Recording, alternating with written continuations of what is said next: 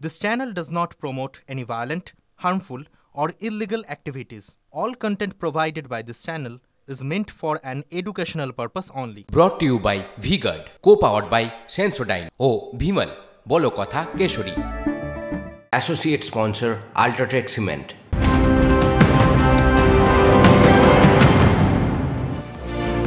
এই মুহূর্তে যে খবরে আমাদের চোখ রাখতেই হবে লিমা, রেমালের রোষ এক্ষেত্রে বলা যায়, কারণ রেমাল আছড়ে পড়ার পর তিস্তা নদী ফুসছে এই মুহূর্তে। ছবিটা এমনটাই, উত্তর সিকিমে প্রবল বৃষ্টিতে বিপর্যস্ত পরিস্থিতি, বিপদসীমার ওপর দিয়ে বইছে তিস্তার জল। লেক ফাটা বিপর্যয়ের পর বালি জমেছে তিস্তার খাতে, নাব্যতা কম থাকায় নিচু এলাকায় বন্যার আশঙ্কা।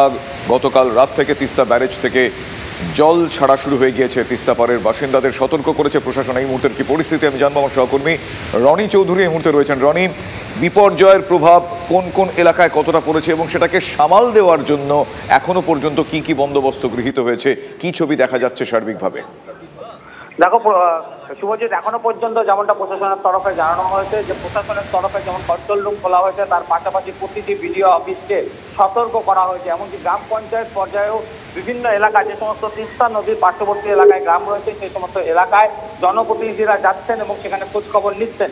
কারণ যে ছবিটা দেখা গিয়েছে গতকাল রাত থেকে যেভাবে তিস্তায় জলস্তর বাড়তে শুরু করেছে এবং আজকে সকালের পর মালবাজারের বাগরাকোট গ্রাম পঞ্চায়েতে টোটগাঁও গ্রামে তিস্তা নদীর জল একদম উঠছে, গ্রামে ঢুকতে শুরু করেছে, যার ফলে রীতিমতো আতঙ্কিত এলাকার বাসিন্দারা। কারণ টোটগাঁও গত বর্ষাতেও ব্যাপকভাবে ক্ষতিগ্রস্ত হয়েছিল, বাঁধ ক্ষতিগ্রস্ত হয়েছিল। এবারেও কিন্তু জলস্তর বেড়ে যখন গ্রামে ঢুকতে শুরু করেছে তখন কিন্তু সেই এলাকায় ভাঙন শুরু হয়েছে, যার ফলে আতঙ্কিত এলাকার মানুষ। এমনকি তিস্তা বাজার, সেই তিস্তা বাজারের কিন্তু রাস্তা ছুঁয়ে জল যাচ্ছে, যেমনটা আমরা দেখেছিলাম নর্থ সিকিমে ভয়াবহ মেঘ ভাঙা বৃষ্টির ফলে যে বন্যা হয়েছিল সেই সময় যে ছবি দেখা গিয়েছিল ঠিক তেমনি ছবি। তার ফলে কিন্তু চিন্তা বাড়াচ্ছে প্রশাসনের। প্রশাসন সব রকম ভাবে নজরদারি চালাচ্ছে। রেমালের যে তাণ্ডব, তারপর একটা বিষয় বলো, পর্যটকরা তো যায় এবং যতটাই ওপর দিকে যাবে এই রাস্তা দিয়ে যাতায়াতের একটা বিষয় থাকে, সেক্ষেত্রে কি কিছু আটকানো হচ্ছে? দেখো, ইতিমধ্যে কিন্তু প্রশাসনের তরফে সমস্ত পর্যটকদেরকে কিন্তু সচেতন করা হচ্ছে যাতে কোনোভাবে তারা প্যানিক না হন। তবে যদি এই অবস্থার অবনতি ঘটে তাহলে তাদের ঘুরপথে নিয়ে আসার জন্য কিন্তু প্রশাসন আগে থেকেই ব্যবস্থা রাখছে। কারণ গতবার যে ঘটনা ঘটেছিল, পাহাড়ের থেকে পাথর রাস্তায় পড়ে অথবা কাদামাটি রাস্তায় পড়ে যাতায়াত 10 নম্বর জাতীয় সড়ক বন্ধ হয়ে গিয়েছিল, তার ফলে সব রকম ভাবে আগে থেকে প্রস্তুতি রেখেছে প্রশাসন। যদি এই ধরনের কোনো ঘটনা ঘটে তাহলে তাদেরকে বিকল্প পথে ফিরিয়ে আনা, এমনকি সেই রাস্তা দ্রুত যাতে পরিষ্কার করা যায় তার জন্য কিন্তু প্রশাসনিক পর্যায়ে ব্যবস্থা রাখা হচ্ছে। বেশ রনি, তুমি পরিস্থিতির দিকে নজরে রাখো, তোমার থেকে আমরা আবারও আপডেট নেব। এখনো পর্যন্ত এই রেমালের রোষে কিন্তু যথেষ্টই বিপর্যস্ত তিস্তা এবং তিস্তার পাড়। দেখো শুভজিৎ, আমরা উত্তরবঙ্গের ছবি দেখালাম, মানে তিস্তা কিভাবে ফুসছে সেই বিষয়টা সামনে রাখলাম, কিন্তু শুধুমাত্র তো এই দিকটা নয়, মানে উত্তর পূর্ব ভারতে এইটার প্রভাব যে কি লেভেলে পড়েছে, মানে রেমালের, সেটা ডিটেল এবার দেওয়া ভীষণ প্রয়োজন দর্শকদেরকে। এই রেমালের প্রভাবে উত্তর পূর্ব ভারতে 39 জনের মৃত্যু হয়েছে। ঝড়, বৃষ্টি, ধস, এইসব বিষয় নিয়ে সর্বাধিক মৃত্যু হয়েছে মিজোরামে, সেখানে 27 জনের মৃত্যু হয়েছে।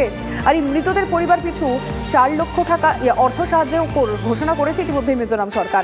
রেমালের জেরে বিপর্যয় নেমেছে অসম, অরুণাচল প্রদেশ এবং মিজোরাম, ত্রিপুরায়। বজ্রপাত সহ ভারী ঝড় বৃষ্টির পূর্বাভাসের পাশাপাশি রেড অ্যালার্ট জারি করা হয়েছে অরুণাচলে। রেমালের প্রভাবে 67 বছর পর সোমবার রাত থেকে ত্রিপুরায় রেকর্ড বৃষ্টিপাত হয়েছে।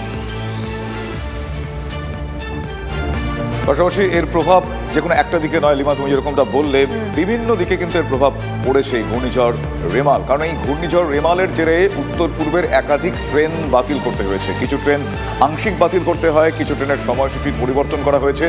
বাতিল হয়েছে Guwahati Silchar express, Guwahati Badarpur, Guwahati tourist express, Kanchenjunga express, Humsafar express. এছাড়া শিলচর গুয়াহাটি এক্সপ্রেস চলবে দামচাড়া পর্যন্ত, দুল্লাবাচারা গুয়াহাটি চলবে বড়াইগ্রাম পর্যন্ত, আগরতলা শিয়ালদহ কাঞ্চনজঙ্ঘা এক্সপ্রেস চলবে ধর্মনগর পর্যন্ত, আগরতলা বেঙ্গালুরু হামসফর এক্সপ্রেস চলবে বদরপুর পর্যন্ত। সময়সূচি বদল হয়েছে শিলচর কোয়েম্বাটুর এক্সপ্রেসের।